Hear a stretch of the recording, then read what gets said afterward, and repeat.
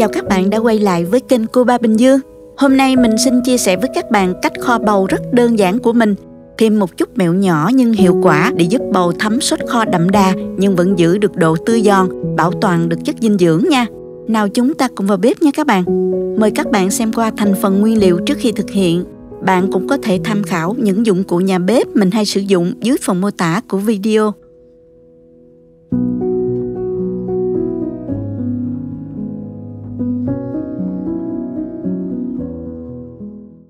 Hôm nay mình ra vườn cắt bầu vô để làm món bầu kho tiêu nha các bạn.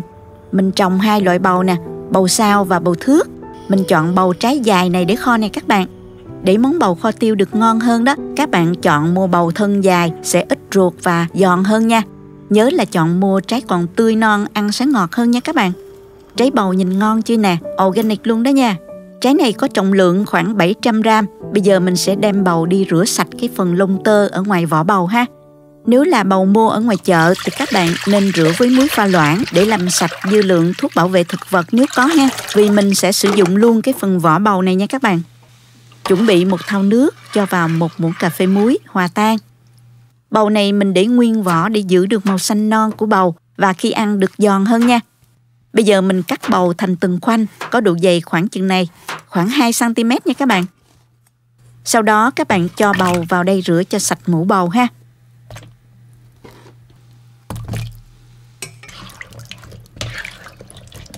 Xong rồi mình vớt bầu ra rổ cho ráo nước. Tiếp theo mình cắt nhỏ phần hành tím hoặc là gốc hành lá cũng được ha các bạn. Xong rồi phần lá hành này các bạn cắt nhỏ và để riêng.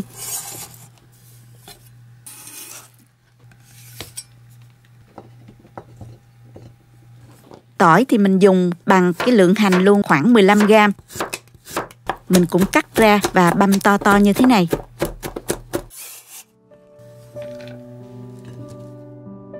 Thêm vài trái ớt để thêm màu sắc cho món ăn. Bây giờ mình sẽ pha sốt kho gồm có 2 muỗng canh nước mắm, 1 muỗng cà phê bột nêm, 1 muỗng canh đường, 1/3 muỗng cà phê bột ngọt, nửa muỗng cà phê tiêu, 1 muỗng canh nước màu đường, 1 muỗng canh tương ớt,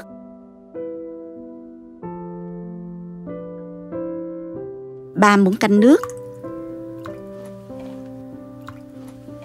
Khuấy đều và mình để chút nữa mình sẽ dùng đến ha. Lưu ý các bạn là bạn nào ăn thuần chay thì mình dùng gia vị chay nha. Bước cuối là kho bầu nữa là xong nè. Bước này rất là nhanh. Cho vào chảo 1 muỗng canh dầu. Cho hành tím và tỏi vào phi. Mình sẽ bỏ qua bước chiên bầu để giúp món kho thanh mát và bảo tồn được vitamin có trong bầu nha các bạn. Các bạn nên chọn chảo rộng có đáy bằng như thế này để mình dễ xếp bầu ha. Đồng thời giúp bầu được ngấm đều gia vị hơn nha. Khi nghe hành tỏi thơm và săn lại như thế này thì các bạn tiếp tục cho hết lượng nước sốt đã pha sẵn vào.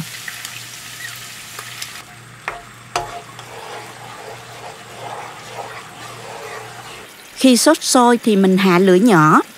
Nước sốt nó sôi khoảng 1 phút cho sốt kho nó sánh lại một chút ha. Đồng thời cho hành tỏi ra chất thơm đó các bạn. Bây giờ thì các bạn mới cho bầu vào nha. Mình xếp bầu vào chảo như thế này, rồi mình thêm vào vài trái ớt kho cho thêm màu sắc ha.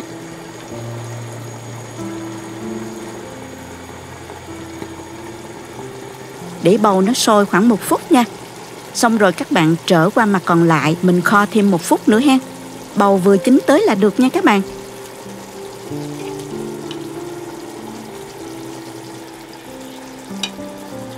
Lưu ý là mình không nên kho lâu quá, bầu sẽ bị chín mềm, nhão không ngon nha. Xong rồi mình tắt bếp, rắc hành lá và tiêu cho thơm ha. Chỉ trong thời gian 5 phút mình đã có món bầu kho tiêu ngon lành cho bữa cơm rồi đó các bạn. Dùng cơm ngay cho nóng nè các bạn ơi. Yêu cầu của món ăn là bầu vừa chín tới, vẫn giữ được màu xanh non của vỏ ngoài, giữ được độ giòn ngọt cũng như là lượng vitamin vốn có của bầu. Sốt kho thơm, vị vừa vặn, có độ sánh nhẹ giúp bầu dễ thấm nước sốt hơn. Vị cay nhẹ của tiêu, của ớt làm kích thích vị giác nữa nè, ngon cơm lắm luôn.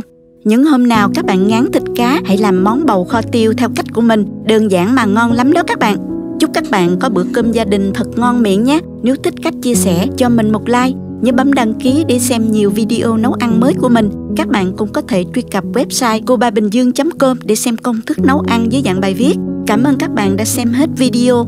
Chào tạm biệt các bạn và hẹn gặp lại trong video kỳ tới nha.